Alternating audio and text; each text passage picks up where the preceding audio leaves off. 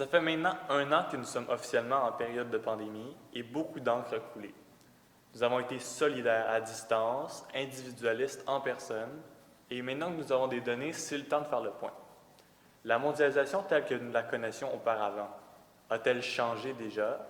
Va-t-elle changer ou peut-on s'attendre à un statu quo? Depuis la dernière année, les critiques fusent par rapport à la mondialisation. Certains font même appel à la démondialisation globale. Voyons-nous la mondialisation différemment depuis le début de la pandémie? Ça, c'est sûr que la crise actuelle installe une certaine méfiance par rapport à la mondialisation. Et en fait, c'est une méfiance qui existait déjà quand même. La mondialisation n'a jamais fait consensus. Elle a toujours été l'objet d'une critique de la part d'une partie de la population ou des spécialistes. Mais c'est clair que la crise actuelle donne des munitions à ceux qui étaient déjà critiques de la mondialisation, et avec raison, parce que ce que la crise révèle, et encore une fois, entre parenthèses, c'est toujours le propre des crises, hein, ça permet de voir l'heure juste, où on est exactement à une situation, et en particulier les rapports de force. Alors, ce que la crise a révélé du côté de la mondialisation, si on prend les choses à l'envers du temps, vous voyez ce qui se passe avec la vaccination, c'est l'anarchie. C'est des disputes, des conflits, des engagements qui ne sont pas respectés, de la frustration un peu partout, des continents qui sont négligés, l'Afrique par exemple. Et puis on voit toutes sortes de choses un peu scandaleuses. Israël par exemple qui ne voulait pas donner de vaccin à ses citoyens arabes, c'est quand même assez fort, hein, bon. Euh, donc, ça donne l'impression d'un champ qui est complètement désorganisé, qui est livré au conflit, au plus fort, etc., entièrement conduit par les intérêts, aucune solidarité. Alors que la campagne de vaccination massive contre la COVID-19 avance à grands pas, rappelons-nous que le Canada se retrouvait au 20e rang pour le nombre de doses administrées. Malgré les contrats signés, le Canada était dans l'incapacité de recevoir les doses qui lui avaient été promises. Fervent supporter de la mondialisation, le Canada s'est heurté à une vague de protectionnisme.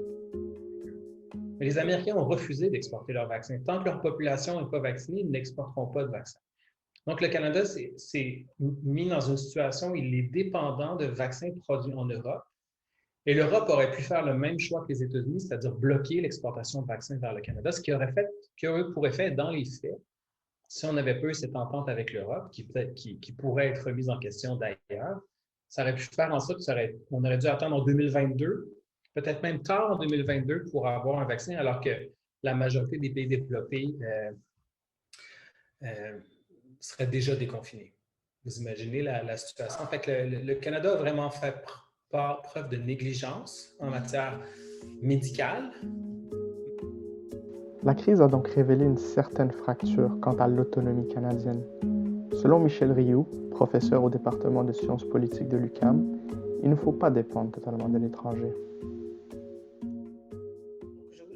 Je crois que la pandémie a surtout révélé les zones de fragilité, et donc je pense que le terme qu'il faut utiliser, qui commence à s'imposer, c'est la résilience, c'est-à-dire d'avoir quand même une gestion des chaînes de valeur qui soit plus résiliente et qui permette justement d'intervenir lorsqu'il y a des urgences sanitaires ou d'autres types d'urgences.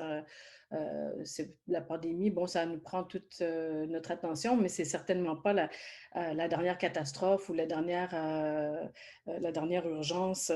On pense par exemple à ce qui était arrivé au Japon, ça faisait quand même 10 ans. Donc, il y a des situations comme ça qui permettent de réaliser à quel point les pays doivent s'insérer de façon compétitive dans l'économie mondiale, donc s'insérer dans les chaînes de valeur, mais en même temps de trouver des moyens de gérer ces chaînes de valeur pour assurer une certaine sécurisation des approvisionnements pour les populations, pour le bien commun.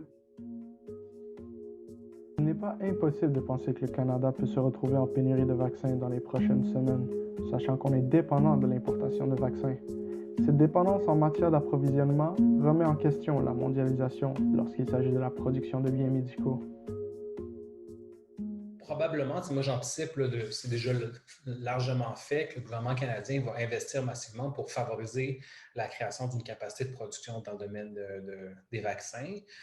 Et j'ai l'impression que cette fois-ci, on va peut-être mieux retenir la leçon que celle du début des années 2000 où il y avait eu justement la crise du H1N1 où finalement on n'avait pas tenu les leçons. Il y a énormément de choses qui doivent changer au gouvernement du Canada et au gouvernement du Québec dans les prochaines années pour justement qu'on soit prêt pour faire face à une crise. Avec la pénurie d'équipements médicaux et sanitaires comme les masques, l'industrie québécoise a eu à s'adapter pour suffire à la demande qui n'était pas garantie par nos fournisseurs habituels. Cela a soulevé la question de rapatrier une partie de notre chaîne d'approvisionnement au pays. Mais est-ce aussi simple? Ce que les États-nations peuvent faire, c'est d'identifier des produits stratégiques dont on a bien besoin de ne pas dépendre d'un voisin au cas où les choses tournent mal. Alors, il y a certainement, mais encore là, ce ne sera pas simple, hein, parce que la première chose qui vient à l'esprit, c'est les produits pharmaceutiques. Mais aujourd'hui, qui est en mesure de produire des remèdes, des médicaments, etc.? C'est des immenses multinationales qui ont des moyens considérables, à la hauteur de la complexité d'ailleurs des recherches qu'il faut faire et de la production des médicaments qu'il faut mettre au point. Ça demande des investissements énormes, ça demande des quantités de spécialistes, mais vraiment ultra spécialisés, très, très, très pointus. Il y a peut-être les États-Unis et la Chine qui sont capables de faire ça s'ils décident de le faire, mais la moyenne des États, certainement pas. Alors, D'ailleurs, aurions-nous avantage à relocaliser nos chaînes de valeur? Oui, ça, j'y crois beaucoup. Et je trouve que c'est ça, la mondialisation nous avait propulsés vers l'étranger, toujours l'étranger, l'exportation, aller ailleurs, voyager. Et maintenant, on se rend compte du tissu économique, social, économique qu'il faut, je dirais, même dans une optique d'exportation et d'insertion dans la mondialisation. C'est comme ça qu'on crée, à la limite, les prochains futurs champions nationaux ou mondiaux. Et je pense que présentement, on est en train de revoir les principes qui régissent le développement économique de nos nations, de nos communautés. On parle même, par exemple, dans certains quartiers, de créer une monnaie locale pour justement favoriser le développement local. Et je pense que c'est pas nécessairement des solutions qui vont s'imposer, mais ça participe de cette réflexion sur, je dirais, la localisation, la globalisation, mais en même temps, la localisation sur le terrain. Non, parce qu'à un moment donné, on peut bien être mondial, mais on n'est pas toujours en train de flotter sur le territoire, au-dessus du territoire. On appartient, on s'inscrit dans un territoire. Il serait logique, probablement une bonne chose, que le gouvernement du Québec et le gouvernement du Canada identifient les secteurs clés stratégiques pour la pandémie, mais aussi pour l'économie en général, pour rapatrier le plus possible la production au niveau local. Là, je ne dis pas qu'il faut rapatrier au Canada les emplois de misère, là, ceux qui sont dans des conditions extrêmement difficiles qu'on ne veut plus de toute façon, mais vraiment les aspects les plus stratégiques, disons, de la production industrielle. D'ailleurs, le gouvernement a assuré un investissement important pour le virage numérique.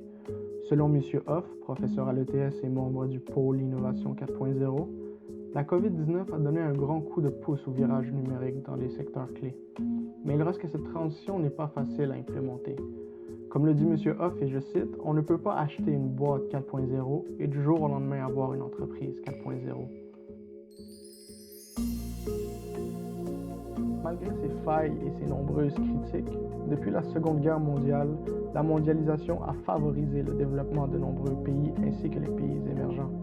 Elle dénombre de nombreux avantages, dont l'innovation, l'éducation, et apporte une certaine amélioration du niveau de vie. Assurément, la mondialisation est là pour rester. Par exemple, depuis la Deuxième Guerre mondiale, on a recommencé à libéraliser les échanges. C'est vrai que ça s'est accompagné d'une forte période de croissance économique, une forte période de croissance dans tous les pays du monde. Puis, c'est juste un exemple. Là, en 1980, il y avait à peu près 50% de la population mondiale qui vivait dans la pauvreté extrême. Puis, ce pourcentage-là est tombé à peu près à 10% de nos jours. Donc, ça crée de la richesse dans les pays développés, dans les pays du Sud. Donc, globalement, c'est gagnant. Je pense que la mondialisation est un processus de long cours qui ne va pas disparaître. Mais c'est sûr qu'on apprend à gérer les effets négatifs et tout en bénéficiant des avantages. Tout le monde aime bien pouvoir commander chez Amazon et d'avoir tout de suite quelque chose qui est livré à la porte. Ça, c'est un peu ça, la mondialisation. Mais je dois dire que si on a mondialisé le commerce, on a mondialisé le capital, on n'a pas encore mondialisé, je dirais, une certaine sécurité sociale. Et là, c'est là que peut-être il faut réfléchir parce que si les entreprises sont devenues de plus en plus puissantes, mondiales, transnationales, les États, eux, se font concurrence et on voit qu'il devrait y avoir plus de coopération pour justement favoriser une sécurité sociale, une sécurité économique pour les populations. Vous l'avez dit, il y a eu des gagnants, des perdants de la mondialisation. Il y en a qui sont très contents. Il y en a, par contre, qui sont laissés pour compte. Si on avait des programmes pour faire des ajustements de l'emploi, de la formation de ces gens-là, à ce moment-là, peut-être que ça serait une opportunité plutôt qu'une perte d'emploi. Oui? Quel changement peut-on envisager après cette crise? Est-ce que cette crise serait apporter un certain remaniement à la mondialisation actuelle? La première chose, je pense, c'est d'arrêter d'être un peu naïf. C'est de prendre conscience au Québec du fait qu'on a des marges de manœuvre pour nous permettre de nous replacer au centre de l'activité économique. Il faut cesser d'être trop dépendant de nos importations. Il faut mieux identifier les secteurs clés dans lesquels on veut devenir des leaders mondiaux, puis avoir une pensée stratégique à la fois avec le gouvernement du Québec, mais les acteurs du secteur privé pour pouvoir développer cette façon de faire. Au début de cette pandémie, bien que la crise soit mondiale, chaque nation s'est refermée sur elle-même. La pandémie actuelle ne sera certainement pas la dernière crise dans les années à venir. Suite à celle-ci, serait-ce réaliste de retrouver l'engouement pour une plus grande contribution? Mais ça, je pense que c'est la grande question de l'avenir, c'est-à-dire, est-ce qu'on va avoir des protectionnismes déguisés qui vont mettre un voile sur une certaine rivalité économique internationale, ou est-ce qu'on va avoir de plus en plus une mondialisation gouvernée par une coopération entre des États qui réalisent les avantages de la coopération versus de cette rivalité, qui existe toujours, hein, cette rivalité, mais il faut qu'elle demeure saine, cette rivalité. Si vous vous attendiez à ce que je vous annonce le déclin de la mondialisation, vous serez déçus. La mondialisation est là pour rester et même une crise de cette ampleur n'a pas su l'affecter tant que ça. Évidemment, il y a place à l'amélioration et nous espérons que la fin de cette pandémie alimentera les discussions et accélérera le processus. En tant qu'individus comme vous et moi, nos vies ont été drastiquement chamboulées. Heureusement, on peut s'attendre à retrouver une vie normale éventuellement. Cependant, à quel prix?